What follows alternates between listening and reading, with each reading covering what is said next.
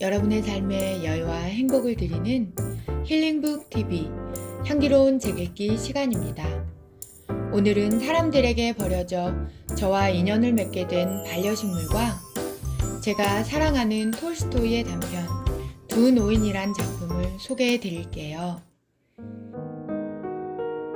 저희 집에는 여러 가지 사연으로 함께하게 된 반려식물이 많은데요. 먼저 이 아이는 드라세나 마지나타로 북풍이 몰아치던 지난 겨울 화단 한켠에 버려져 떨고 있었습니다. 가지가 꺾이고 잎이 축 처져 그대로 두면 얼어 죽을 것 같아 함께하게 되었는데요. 가냘프지만 진분홍빛 엽선이 잎 양옆으로 길게 뻗어 실내 독성 물질을 제거하는 공기정화 식물입니다. 하지만 평생 꺾인 가지를 안고 살아야 한다니 마음이 아픕니다. 이 아이는 해피트리인데요. 말 그대로 행복을 가져다주는 나무란 뜻이지만 초봄 꽃샘 추위에 여기저기에 난 상처를 옹이처럼 안고 버려져 떨고 있는 아이를 데려와 많이 기력을 회복하였습니다.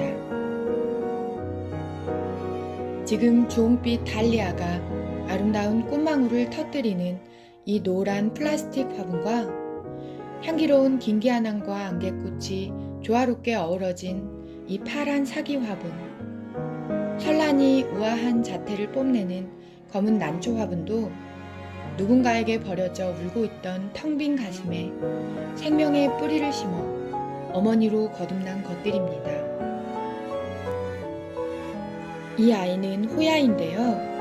뿌리째 뽑혀 말라 죽어가던 아이를 집으로 데려와 물에 담가 기운을 차리게 한 뒤 화분에 심어주어 새 생명을 찾았습니다. 사람들은 이사가면서 혹은 실증이 나면 화분을 쉽게 버리는데요. 이 아름다운 화분은 아파트 화단에 버려져 쓰레기통과 재떨이로 쓰이던 아이입니다. 초록빛 생명을 잉태할 수 있는 아이를 재떨이로 쓰는 게 너무 안타까워 쓰레기는 분리수거하여 버린 뒤 깨끗이 씻어 노란 카라를 심어 놓았습니다. 이렇게 아름다운 꽃을 품을 수 있는 아이를 너무 쉽게 사고 쉽게 버리는 메마른 현대인의 삶이 가끔 슬퍼집니다. 봄이 되면 사람들은 아름답게 핀 꽃화분을 사서 꽃이 지면 몰래 버리기도 하고 이사가면서 살아있는 식물을 뿌리째 뽑아버리기도 합니다. 식물이 말을 하지 못한다고 너무 함부로 대하는 것 같아 마음이 아픕니다. 혹여 키울 수 없는 여건이라면 이웃들에게 선물하거나 경비 아저씨께 맡겨 새 주인을 만나도록 해주는 건 어떨까요? 오늘 소개해드릴 작품도 신께서 바라는 진정한 사랑이 무엇인지 성지순례를 떠나는 두 노인의 대조적인 삶을 통해 실천적 사랑의 의미를 일깨우는 톨스토이의 명단편 두 노인입니다. 옛날 신께 예배드리기 위해 예루살렘으로 성지순례를 떠나기로 한 두 노인이 있었습니다. 한 노인의 이름은 에핌으로 부유하지만 의심이 많고 율법에 얽매여 부자유한 목적지향적 농부였고, 다른 노인은 엘리사로 평범하지만 자연의 순리를 따라 행동하고 자유롭고 명랑하게 꿀벌을 치는 농부였습니다. 둘은 오래전 성지순례를 떠나기로 맹세했지만 끝없는 집안일과 불성실한 큰아들을 걱정하며 에핌이 여행을 자꾸 미루자 엘리사는 이렇게 설득합니다. 우리가 죽으면 자식들은 우리 없이 살아야 하네. 아들에게 경험을 쌓게 해야 해. 그리고 우리가 해야 할 모든 일은 결코 다 끝낼 수 없어. 이제는 우리의 영혼을 돌봐야 할 때야. 에핌은 그 말에 동의했고 일주일 동안 떠날 준비를 하며 큰아들에게 모든 일에 대해 명확한 지시를 내립니다. 그러나 엘리사는 무엇을 해야 하고 어떻게 해야 하는지는 필요에 의해서 알게 될 것이며 너희가 주인이고 따라서 너희를 위해 가장 좋은 것을 어떻게 해야 하는지 알게 될 것이라며 즐겁게 순례 여행을 떠납니다. 엘리사는 마을을 벗어나자 모든 집안일을 잊고 어떻게 평화와 사랑 속에서 목적지까지 갔다가 집으로 돌아올까를 생각합니다. 그러나 에핌은 아들을 믿지 못해 온통 집안 걱정으로 마음이 편하지 못합니다. 어느 날 두 노인은 작년에 완전히 흉작이 든 어떤 지역에 이르게 되었습니다. 목이 무척 말랐던 엘리사는 한 오두막집에 들러 물을 마신 뒤 에핌을 뒤따라 가기로 합니다. 그러나 엘리사가 들어선 가난한 오두막집엔 굶주림으로 죽어가는 한 가족이 신음하며 누워 있었습니다.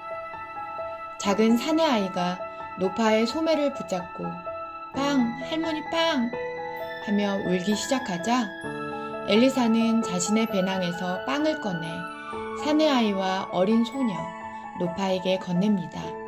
엘리사는 물을 떠와 사람들에게 마시게 하고 곧바로 가게로 가 먹을 것을 사고 나무를 잘라 불을 피운 뒤 수프를 끓여 식사를 차려줍니다.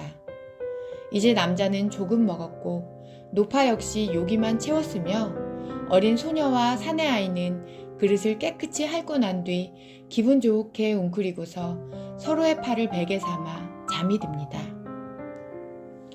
노파와 남자는 그전에도 매우 가난했지만 흉작이 들자 겨울부터 먹을 것이 없어 구걸을 해야 했고 이웃들도 가난하여 도와주지 못하고 일거리도 찾을 수 없어 제대로 먹지 못해 병이 덮쳐 이렇게 누워서 죽음을 기다리고 있었다고 고백합니다. 엘리사는 친구를 따라잡겠다는 생각을 포기하고 사흘 동안 자기 일처럼 그들을 돕습니다. 작은 사내 아이는 힘을 되찾았고 어린 소녀도 얼굴이 밝아져 엘리사를 졸졸 따라다니며 모든 일을 도왔습니다. 노파는 점차 기운을 되찾고 밖으로 나가 이웃을 만났으며 남자 역시 벽에 의지해 움직일 수 있게 되었습니다. 남자는 마을의 부유한 농부를 찾아가 추수가 끝날 때까지 자신의 저당 잡힌 목초지와 경작지를 사용할 수 있게 해달라고 간청했습니다. 그러나 농부는 돈을 가져오라고 말하며 자비를 베풀지 않았습니다.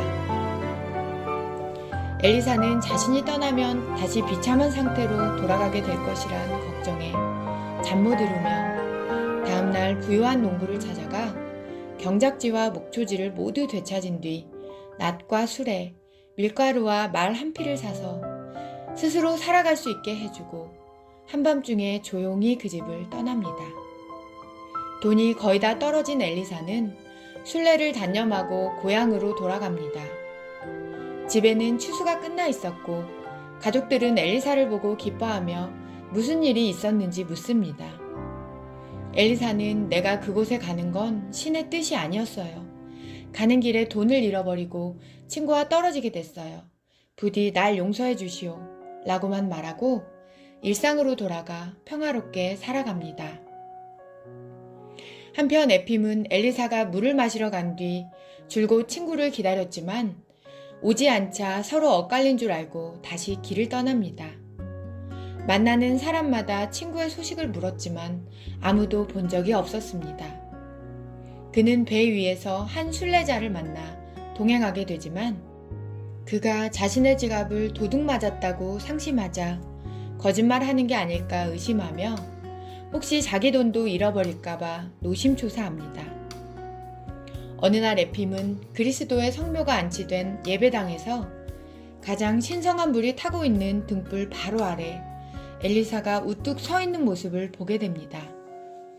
자신은 사람들에 치여 다다르지도 못하는 그곳에 먼저 가 있는 친구를 만나기 위해 애를 썼지만 다음 날도 그 다음 날도 결코 그에게 다다르지 못합니다.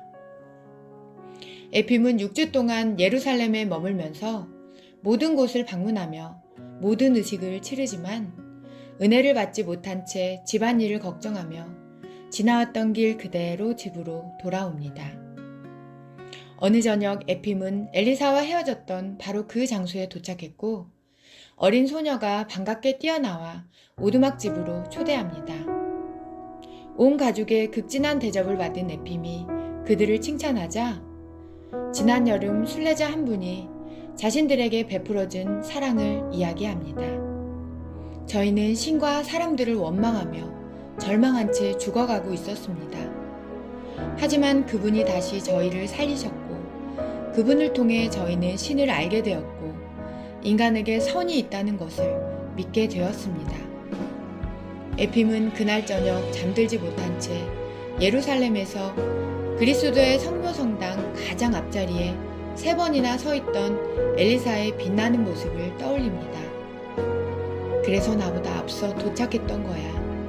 신께서 내 순례 여행을 받아주셨는지는 알 수 없지만 엘리사의 순례 여행은 받아주셨던 거야. 에핌은 딱 1년 동안 집을 떠나 있었고 그가 도착했을 때는 다시 봄이었습니다. 에핌의 아들은 주점에서 거나하게 취해 집으로 돌아왔고 돈은 모두 허튼 데 쓰였으며 일은 뒷전으로 밀려나 있었습니다. 에핌이 아들을 질책하고 장로에게 하소연을 한 뒤 돌아오는 길에 엘리사의 집을 지납니다. 엘리사는 기쁨 가득한 얼굴로 자신의 수염에서 벌들을 부드럽게 쓸어내리며 잘 다녀왔느냐고 안부를 묻습니다. 에핌이 내 발이 그곳에 닿기는 했네만 내 영혼이 보다 진실하게 닿았는지 모르겠다고 말하며 오두막집 이야기를 꺼내려 하자 엘리사는 화제를 바꾸며 그건 신의 일이라며 에핌에게 꿀을 대접합니다. 에핌은 신에 대한 맹세를 지키고 신의 뜻을 이행하는 가장 좋은 방법은 각자 살아가는 동안 다른 이들에게 사랑을 베풀고 선을 행하는 것임을 깊이 이해하게 됩니다.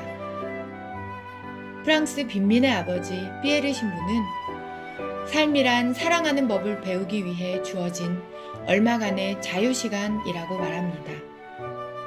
황금보다 더 귀한 지금 우리는 지구별의 여행자로 이 땅에 와서 행복을 찾아 날마다 여행을 떠납니다. 그 여행이 세상 만물에 대한 사랑의 기쁨으로 충만한 아름다운 동행이길 바랍니다. 구독과 좋아요는 사랑입니다.